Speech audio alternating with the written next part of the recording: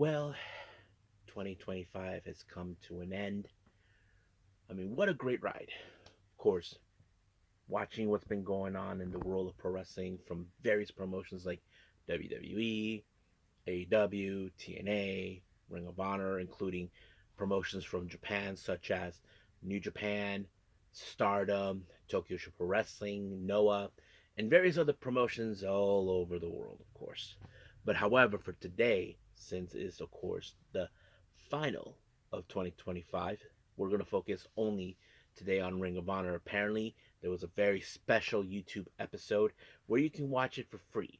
And then we move on with ChocoPro with number 497, which is, of course, their last show of 2025. I'm sure we're going to see some amazing matches and many of our fun wrestlers we like to get behind. And then finally, of course, AEW had their last show of the year with New Year's Dash, featuring many matches, but amongst them is the main event.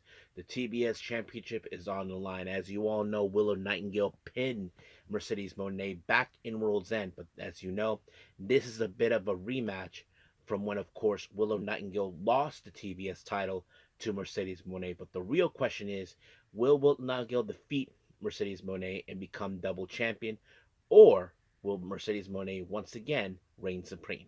So we'll see what happens then. And then, of course, as always, we'll wrap up our episode as usual with some news updates to give you guys updates on what's been happening in the world of wrestling, such as what events the promotions are throwing out, who's booked, what matches are set, including developments that are happening in the world of wrestling as we speak. So, let's get ready for another episode of the Deleted Wrestle Zone.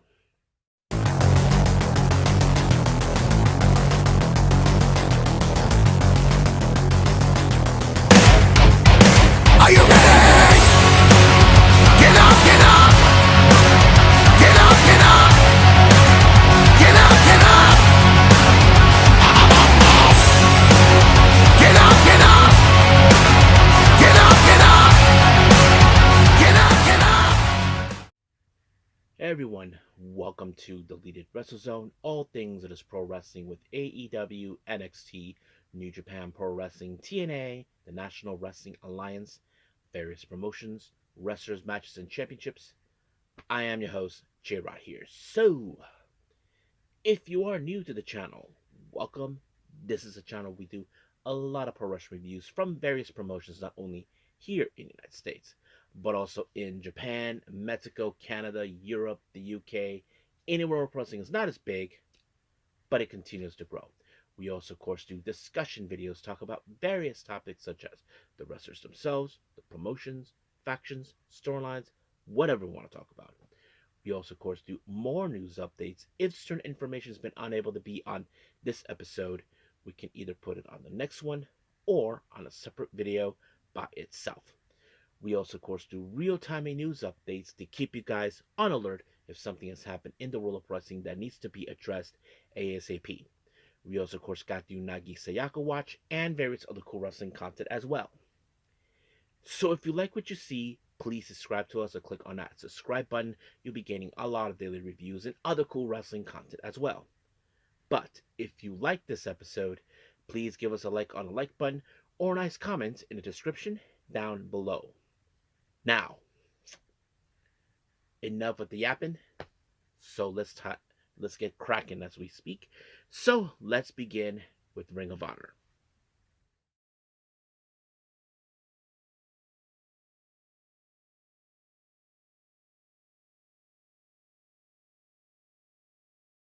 Okay, Ring of Honor. So we opened up with tag team action, and we have the Death Riders, Wheeler Yuta and Daniel Garcia, taking on Alec Price and Jordan Oliver. Now, of course, many of you know Alec Price and Jordan Oliver.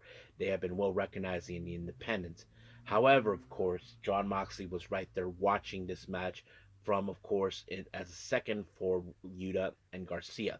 But of course, many of us know that this match was definitely going to be mostly about the Death Riders. But however, I think many people were impressed with the way Alec Price and Jordan Oliver, in fact, showcase what they can do in the ring. But it did not do any well thanks to a great combination of the Busaiko knee and a low end by, of course, Dark Garcia and Yuta but it was Yuta who picked up the win by pinfall onto Oliver. And just like that, 1, 2, 3, they picked up the win. Our next match, we have Mark Davis taking on Matt Mako. Now, many of you may know him. He is well recognized in the wrestling business, but also has a background in MMA. So that sets it up right there, of course. He's taking on a much bigger individual, which obviously it wouldn't be a problem. But of course, we know the powerhouse of this one of Mark Davis. He was able to pick up the win by taking out Matt Mako with the lariat, and just like that, 1, 2, 3, done. Now, our next match, we have the return of Brian Keith and Big Bill taking on Dark Order, John Silver and Alex Reynolds. Now, of course, we all know these two teams. Many people probably will get behind one of them. But, however, we saw John Silver was attempting to apply the impossible onto Big Bill, but I think it was just way too much for him. But in the end, it was Keith that picked up the win onto Silver, and just like that, 1, 2, 3, done. Next up, we have Satnam Singh taking on Charles Mason. Many of you know him from the Independents. People often call him the root of all evil. Well, let's just say the root of all evil ended up, splat by Satnam Singh when he chokeslammed him, and that's pretty much an easy peasy way for him to go out. But that's how things end. Then we see an interview with Ace Austin with Lex Lanier talking about the person he wants to face, and that person is none other than, of course, the king of sneaky style, and of course, the turncoat who joined Don Callis' family, Rocky Romero. So that's what really happened. So we jumped into the match between those two. Now, of course, many of us would have assumed that in some capacity that Rocky Romero would have been the most likely person to pick up the win, and by using his sneaky ways to get the job done. But however, Ace Austin prevailed when he applied the fold, and just like that, 1, 2, 3, over. Now, our main event is a proving ground match for the ROH Women's World Television title. Red Velvet defends it against Janai Kai. Many of you know her and known as the Kick Demon. So basically, often you would think in some capacity that this match was going to end with Red Velvet. Well, that's exactly what happened, because Red Velvet gave her a huge slap that knocked her out, and just like that, 1, 2, 3, done. So basically, no opportunity for Janai Kai for the World Television title, but we'll see what happens in the future. So we'll stay tuned for more with her if there's more programs with Red Velvet. But as of right now, we are officially done with Ring of Honor. Let's move on with ChocoPro.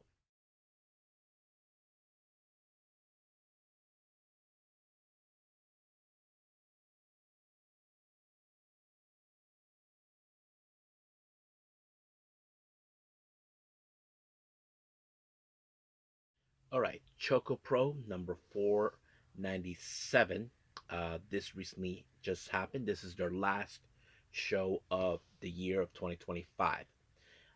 It opened up, but of course, with the general manager, Ai Kizuki.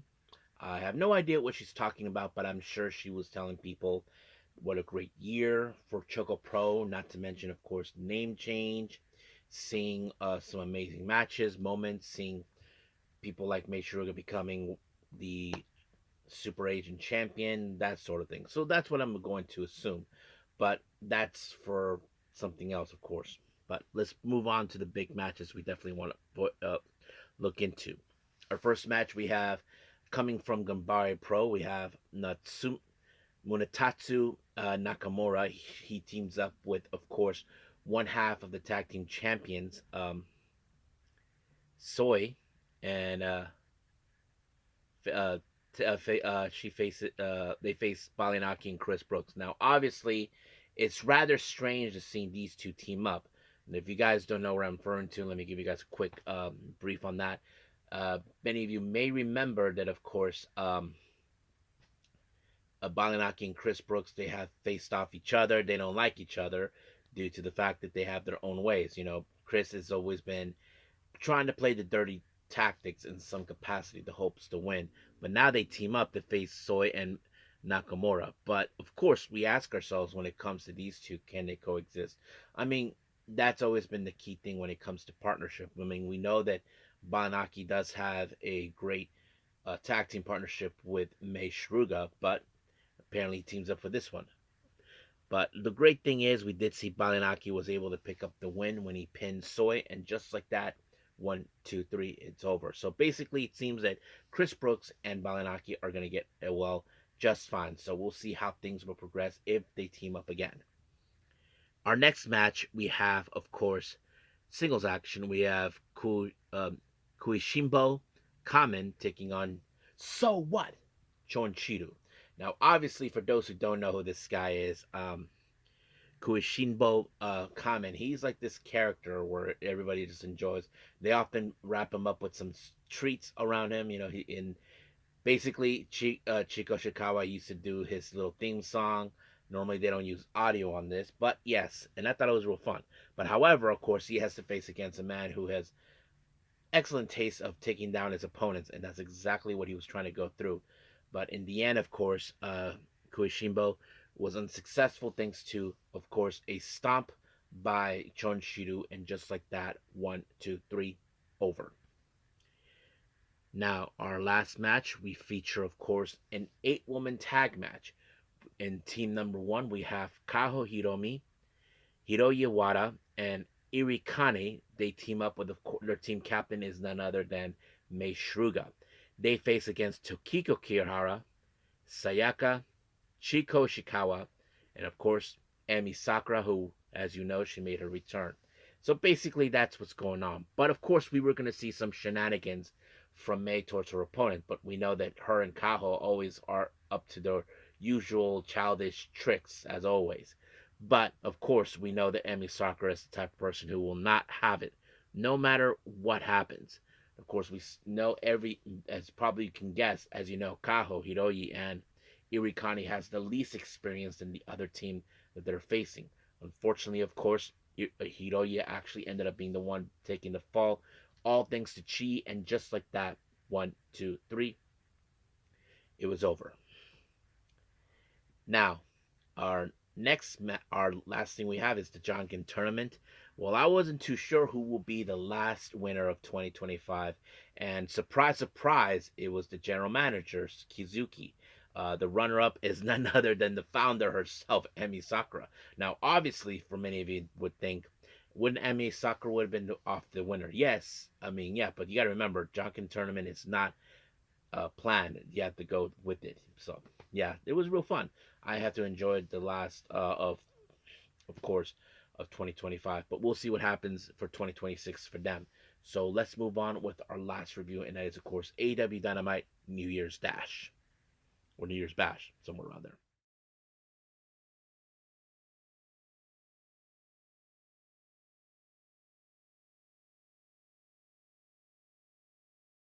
Okay, AEW Dynamite New Year's Bash. As you know, this is their last show of 2025. Have to say it's been a wild ride. Now, of course, we opened up with MJF. As you probably can guess, he's probably happy as a clam winning the AEW World Championship back, or as he likes to call it, the Triple B. And of course, he unveiled it once again. But however, as any champion, you know that there will be targets on his back. Well, we just saw the first one pull the trigger recently, and that is, of course, Kenny Omega. So it seems that now he's making a play for the AEW World title. But however, he's not the only one.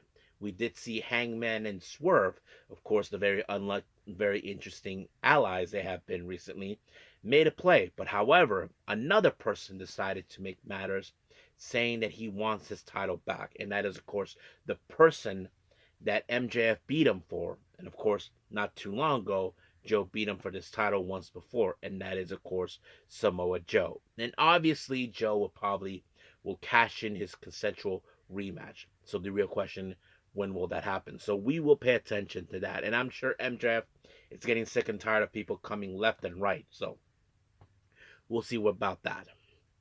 Now, in the back, we did see, of course, a interview with Renee Paquette talking to Mark Briscoe and Orange Cassidy of the conglomeration, along with Roderick Strong, teaming up with Tony Storm to deal with the Death Riders. And of course, he has to give the word of the day for Mark Briscoe. Then we did see, of course, Tony Storm being her usual self, but however, we did see Mina and Luther are trying to keep an eye on Orange Cassidy, So I thought it was funny. So And of course, we did see Roderick Strong go, Renee! I want no part of this. And of course, Orange Cassidy had that looks like, whatever. Now, our next match, of course, features that Orange Cassidy and Mark Briscoe. No, never mind. Orange Cassidy, Roderick Strong, and Tony Storm teaming up together to take on, of course, the Death Riders, Marina Shafir, Daniel Garcia, and Claudia Castagnoli. Now, of course, we did see the moment where Tony Storm and Orange Cassidy had to go do the tango. So basically, we saw that. But however, we did see a moment when Marina Shafir and Roderick Strong got to face. But unfortunately, this match ended with Wheeler Yuta, that little piece of garbage, decided to get involved and allowing for, of course, Claudio to use the uppercut onto Orange Cassidy. And just like that, 1, 2, 3, it was done. Now, our next match, we have Bandito taking on Beast Mortos. Now, of course, many of you know Bandito is the next guy who could most possibly challenge MJF for the AEW World Title, but don't forget he's also the current. Hold on a second. Bueno. Uh huh. Yes. Yes. Mm-hmm. Yeah. Yeah. I think she's in the bathroom. No, she's in the bathroom. Okay. Okay. Bye. Bye. Bye.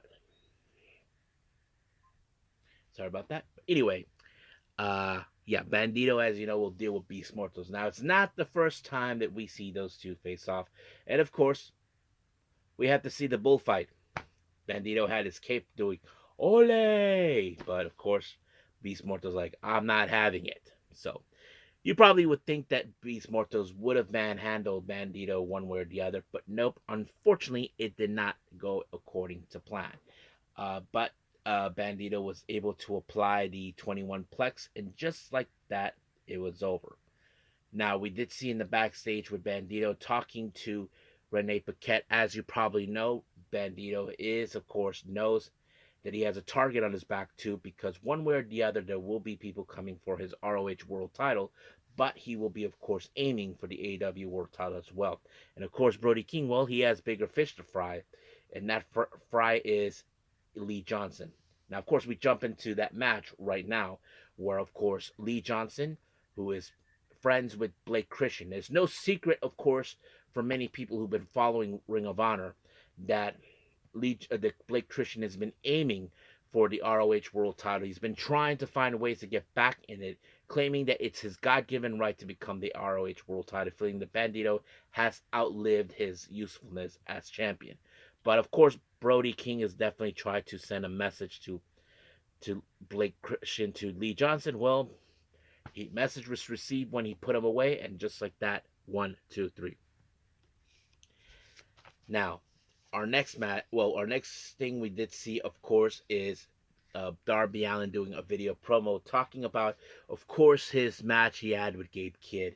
But it seems that he has unfinished business with one particular person. If you guys know who I'm referring to, it's the same man that tried to burn him alive by tossing him in a burning table not too long ago, and that is Pac. So, as you know, last time when Pac and Darby Allin fought off, well, apparently Pac was the one who got away with the win. But now it seems that Darby Allin is laser focused to try to take him out one last time. So we'll see what happens until then. Now, our next match is an eliminator match for the AEW Continental Championship. Jon Moxley will face off against Josh Alexander. Now, it's no secret for many people that this is something that Don Callis and the family are determined to do, is by reclaiming back that rightfully belongs to them, which is the Continental Classic. When Jon Moxley defeated Kazuchika Okada, he became the new champion. So basically, he wants it back. But of course, Josh Alexander, we know he is capable of dismantling his opponents, using for weak points. But of course, the one weak point we definitely would know that he would try to aim for Jon Moxley's ankle, which has been basically bandaged up too many times. I mean, with Kyle O'Reilly and that sense of thing. But luckily, it was Jon Moxley with the chokehold, putting away Josh Alexander, and just like that, Alexander just tapped out. But however, during the post match, well, it seems another challenger has made an appearance, and that is, of course, the Shelton Benjamin. And it seems now he wants to stake his claim as the next person. We'll see what happens until then. Now, the Triangle Madness put out a video promo. It seems that they still have their sights set on Chris Statlander. There's no secret that they would definitely, probably Tekla would love nothing more to defeat Chris Statlander and become the AEW Women's World Champion. So we don't know when that will happen, but it could definitely happen sooner than we think. Now, our next match is the AEW National Title. Jungle Jack Perry faces off against Ricochet. Now, of course, Ricochet didn't come alone because he has Tweedledee and Tweedledum in his corner. I'm talking about Bishop Khan and Tail Leona, the Gates of Agony. But luckily, of course, we did see Luchasaurus and Jungle Jack's side. But of course, all hell broke loose. The Gates of Agony were attempting to take out Luchasaurus one way or the other, and of course there was interference coming from these jerk monkeys. And of course, Bishop Khan got away with it by grabbing Jungle Jack's foot and then allowing for Ricochet to take the advantage and use the spirit gun on him. And just like that, 1, 2, 3, he retained the title. Now, our next match, well, our next video promo we see is from the Death Riders. As you know, they're making a statement of what their mission is about. Of course, not to mention they got the Continental Classic, and they're sending a message to the entire locker room. So we'll see what happens till then. Now, of course, we did see Harley Cameron try to pump up, of course, Willow Nightingale for her upcoming main event against Mercedes Moné. So that pretty much says it all right there. Now, our next match, MJF, as you know, I mentioned this before, he has a target on his back, and he has challengers coming left and right, but one challenger decided to make his appearance along with his hermano, Brody King. We're talking about Dito. So apparently it's been decided that he'll be making a staking claim as sooner as we think for Maximum Carnage. So that's going to be one hell of a match. So we'll see what happens until then. Now our main event is the TBS Championship. Willow Nightingale taking on Mercedes Moné. Now, no secret that these ladies have known each other before. Not to mention, of course, Mercedes Moné did defeat Willow Nightingale for the New Japan Strong Women's title. Not to mention the TBS title, I believe. That sort of thing. So basically now Willow Nightingale gets a measure of revenge for that. And of course, Mercedes Moné would do whatever it takes to retain this belt, but unfortunately things didn't go according to plan because she ended up in a Dr. Bomb, and just like that, 1, 2, 3, Willow Nightingale is now a two-time TBS champion and now the first ever woman to hold two women's championship in AEW, tag team title, and of course the TBS. We did see, of course, Jet Speed, Orange Cassidy making their way to celebrate.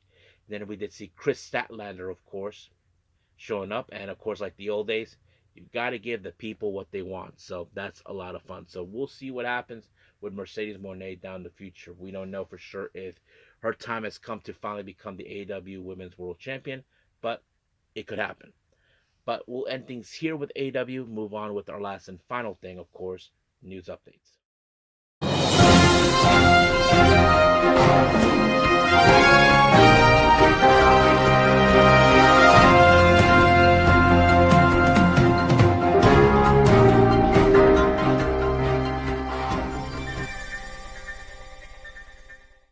Okay, so let's move on with some news updates, starting with, of course, upcoming events. Now, as you know, recently I actually reviewed the Japanese promotion GLEAT. Now, some events have been announced for 2026, in case anybody asks. They will be doing an event, of course, in Osaka on the 10th of January called version of 22 at, of course, at the Edion Arena, Osaka number 2, and they just announced Chanyota will be, of course, participating. And then later on in the month, of course, on the 20th of January in Shinjuku Face, they'll have G Pro Wrestling version 101, and they just announced the G Infinity titles, which is something I have mentioned on the last time I reviewed this promotion. T-Hawk and Hayato Tamura will be challenging BGI, of course, Kaito Ishida and Kazuma Sakamoto. So it's now 100% confirmed. Now, GCW will have the one night only on the 3rd of January in Chicago. We have Cruel versus the Bev. And then finally, it was announced by, of course, all women's British promotion Eve for Wrestle Queendom on March 8th. Azumi will be making her debut. And of course, Will Ospreay said that he was happy to the booker on this event. For many of you that don't know those, Will Ospreay is in fact a huge Azumi fan because he often look at her that she reminds him of himself, in that capacity as a high speedster, you know, and that's the reason he brought her in. And I have to say, is a great choice. Now, moving on to some developments here. Stardom did announce that on the 3rd of January, due to injury, MMI Shima will be out for a while and she will be getting treatment. But they also announced, what's her name? Alec Windsor will be making her official debut on that very same day, of course, on January 3rd.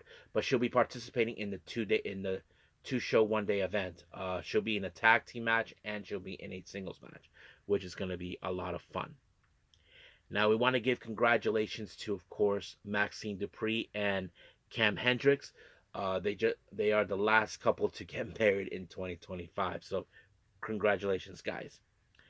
More information has been foretold about Hyan and Maya World. As you all know, they're the latest signees for AEW. Apparently, their contracts were finalized about a couple of weeks ago, so that kind of makes a lot of sense. So I think there was a lot of negotiation. Now, as you all know, we just reviewed AEW Dynamite New Year's Bash. Well, apparently the plan was always to put William Nangil as the TBS champion. So it seems that was the idea, what they were trying to do. So it makes absolute sense. So I'm glad that we got that out of the way. So I think that's pretty much it for what we have for our episode. So let's just call it a day. Well, I hope everybody enjoys this episode. Coming up, well, I'm not 200% sure yet, because of course with Ring of Honor and TNA, we're not sure because it's the start of the new year. That's going to be a little thingy we don't know. And of course, there is the possibility I might review Pro Wrestling Noah's first show of the year in 2026, which is the new year. So basically, a lot of things going to happen. We do have some championship matches, the GHC titles, and of course a Progress title taking place. So we'll see how that plays out. So not holding my breath on this case just in case, but we'll see. But as of right now, I'll say this, that I will see you guys in the next DWZ time, same DWZ channel. I must bid all of you adieu. So goodbye and have a nice day. Bang.